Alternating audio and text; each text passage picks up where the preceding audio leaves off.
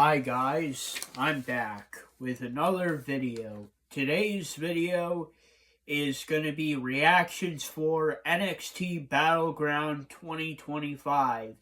So you guys know how these videos go by now, so I'm just going to get right into the results. And I got 4 out of the 6 matches correct, which is a good pay-per-view. The pay-per-view itself was pretty great, actually. I very much enjoyed this pay-per-view. There was a lot of great matches on it, so let's get right into it. So the first thing is a singles match for the NXT Women's North American Championship. Sol Ruca, the champion, versus Kalani Jordan. Winner of the singles match and still the NXT Women's North American Champion, Sol Ruca. Yeah, I'm not really too surprised by this outcome. Like I said in my predictions video, Sol Ruca was the safe pick going into this match, and she was also the safe pick going out of this match. So I pretty much knew that she was going to win. But then, as the pay-per-view was going on, I found out more reasons why my prediction was correct, and I knew that she was going to win. First off, she hasn't even held the title for a month, so that's a good sign that she wasn't going to lose the title. And the second sign was, this was her first title defense.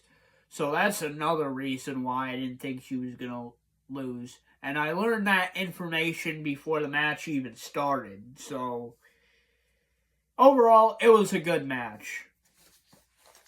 The second match and the first match of the night that I actually got wrong is a 6-man tag team match. Josh Briggs, Hank and Tank versus The Calling. Winner of the 6-man tag team match, Josh Briggs, Hank, and Tank. Yeah, I got this match wrong. I was totally wrong about it. I thought The Calling was gonna win, and then after the match, I thought Josh Briggs was gonna join The Calling, but that just simply didn't happen. Josh Briggs, Hank, and Tank won the match. And then The Calling attacked Josh Briggs, Hank, and Tank. And then Inumura returned from Japan. He had a little hiatus from NXT TV for a couple weeks. But now he's back. And I think he's going to start the tag team back up with Briggs and Inumura again. So, yeah, it looks like to me that I was wrong, just simply wrong about this match. And like I said, I've said this before in predictions videos. You are predicting, but you're not going to get every match right every single time. It just doesn't work like that. You can't have a perfect pay-per-view every pay-per-view. I mean, I had a good pay-per-view this time, but not every pay-per-view is going to be a perfect pay-per-view, and you can't get every match right. So, I just simply got this match wrong. The third match of the night is a singles match. Tony D'Angelo versus Channing Stacks Lorenzo. Winner of the singles match, Channing Stacks Lorenzo.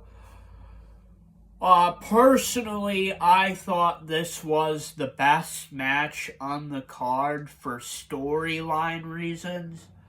I said this in my predictions video, but I just love the story of the whole thing, being it like a mafia family type deal, kind of like the Sopranos or the Five Families of New York, or the mafia, Al Capone had in Chicago. And it reminded me a lot of that, and how some families have a war to get a new boss of the family. Well, most of the time, the boss gets assassinated by the underboss or whatever. But this is a good way to tell a mafia story in professional wrestling. Like I said, I very much love the storyline. I like the mafia thing. I like the Sopranos, five families, the Al Capone type deal here. I think this story was really cool, and I very much enjoyed it. Um, it was a great match too. Tony D'Angelo and Channing Stacks Lorenzo put on a great match. Now, Channing Stacks Lorenzo cheated to win because Luca Crucifino returned. And basically, Tony D'Angelo was distracted, and Tony D'Angelo kicked, you know, he was like, you know, distracted by Luca Crucifino, and Channing Stacks Lorenzo kicked him in the nuts, and Channing Stacks Lorenzo won the match.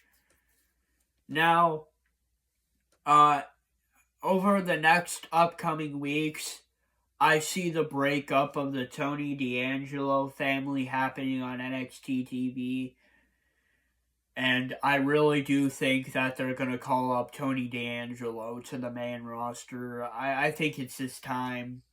And Channing Stacks Lorenzo will become the new boss of the family. So they might call it the Lorenzo family or something. But yeah, overall, great match, great storyline. Personally, I loved it. I thought it was, I'm not going to say it's the match of the night yet, but it was a pretty good match and a pretty good story. The fourth match of the night is a singles match for the NXT Women's Championship. Stephanie Vaquer, the champion, versus Jordynne Grace. Winner of the singles match and still the NXT Women's Champion, Stephanie Vaquer.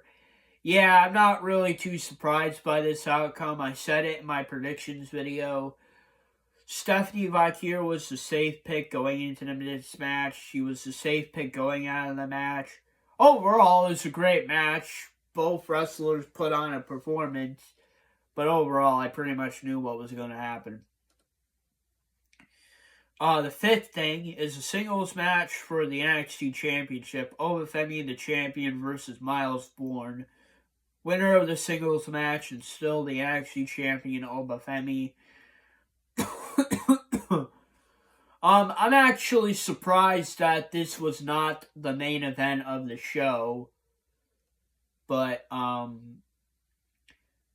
like I said, I predicted this shit a few weeks ago. I predicted it when Miles Bourne won the Battle Royal 2 weeks ago on the May 6th NXT. I said, there is no way that Miles Bourne is going to win the NXT Championship from Obafemi. Like I said in that NXT news video, I get what they were trying to go for. They were trying to do the underdog story with Miles Bourne. But this ain't like Jey Uso and Gunther. You know, you got to believe that Miles Bourne was going to win the title. And I just didn't believe it. There's a difference between Miles Bourne winning the NXT Championship and Jey Uso winning the world title. I believed Jey Uso was going to win the world title because he won the Royal Rumble. And if he didn't win the world title at WrestleMania 41, then the Royal Rumble would be pointless. But instead, we have Miles Bourne versus Obafemi for the NXT Championship. Miles Bourne won a Battle Royal, a number one contenders Battle Royal, and it shocked a lot of people. It really shocked me because I thought really Shawn Spears was going to win it, but he didn't. But, yeah, like I said, I predicted this after he won the Battle Royal. I just did not see him beating Obafemi. It was a great match.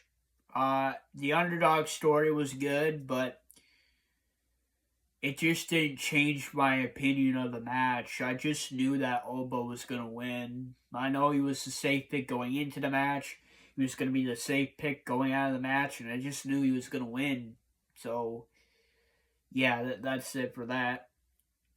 And the sixth thing in the main event is a singles match for the TNA World Heavyweight Championship. Joe Hendry, the champion, versus Trick Williams. Winner of the singles match and the new TNA World Heavyweight Champion, Trick Williams. This is the second match that I got wrong. And I am actually really surprised by this outcome. I didn't really expect NXT, aka WWE, and TNA to come to agreement to have a WWE superstar to win their world title. Hell, I don't think fucking even AEW had that fucking happen. I don't think an AEW wrestler won the TNA world title. But WWE does? That really fucking tells you something about AEW right there. If a WWE wrestler can win a TNA World Heavyweight Championship, and they have a bunch of AEW wrestlers go over there for their partnership a couple of years ago, and an AEW wrestler never won the TNA World Heavyweight Championship. That just tells you how much of a better relationship WWE has with TNA than AEW did. No hate against AEW, but I'm just saying this based on the fact that this is the first time it's happened, and AEW could have been the first, but it never happened. This really changes wrestling right here, because it's the first time, it's not the first, but it's the first between two major companies for it to happen. This shit would happen all the time during the territory days. But we're not in the territory days anymore. We have major companies here. And it's just something that you don't see. And it's going to change wrestling. Now, I don't know what's going to happen, but we'll find out. More likely, Joe Hendry is going to try to get a rematch. But then Mike Santana says he wants to face whoever the winner is. So we'll find out. But that's it for that. So what do I think is the match of the night? Oh boy, we got a lot of great matches here. This was overall a great pay-per-view. I really enjoyed watching it. But if I had to say what the match of the night is, I would have to say probably, and this is gonna be, I'm just telling you right now, people are gonna hate me for this, and this might be a biased opinion, and people are gonna say I'm a fucking mark for it, but other than, the other storyline between Trick Williams and Joe Hendry, I really think the best match of the night, the best storyline, and just overall a great thing in general. And I believe the match of the night is the singles match between Tony D'Angelo and Channing Stacks Lorenzo. I'm sorry if I'm being a mark here. I'm sorry if I'm biased, but, I just generally like the story. The storyline. It was great. They did it perfectly. It felt like a mafia-style family feud, underboss versus boss drama on NXT TV. I really enjoyed it. I thought it was great. What do you want me to say? I thought, the match was great. Tony D'Angelo is a great wrestler. Channing Stacks Lorenzo has been under his wing for a couple of years. So obviously they're going to have a great match. And the story, like I said before, the story was really good. So, yeah, it's my match of the night. It might be, a biased opinion, a mark move, an unpopular opinion, but that's what I'm going to say. That's the match of the night for me. No doubt. Okay. So, what is the underdog match of the night? Oh boy, this is going to be a toughie here.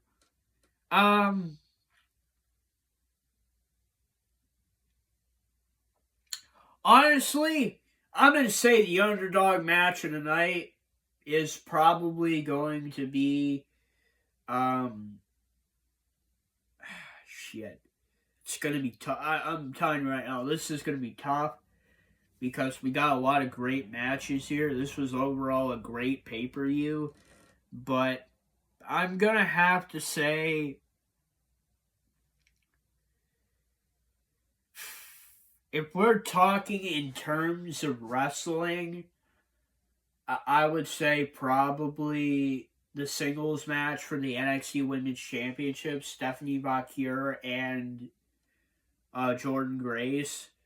But if I had to say for the storyline, the future of storylines, and just the match itself, I'm going to have to say the singles match for the TNA World Heavyweight Championship. And I think that's what I'm going to go with here, is the singles match for the TNA World Heavyweight Championship. It was a great match, a surprising finish, and, you know, a potential of future storylines in the future. So I think that's the underdog match of the night, even though it was the main event. But like I said, really my match of the night really felt like the main event because it was such a great match and such a great story between Tony D'Angelo and Channing Stacks-Alonso.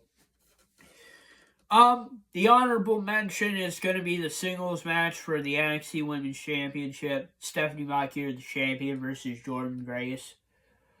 Overall, it was a great match. The wrestling was great.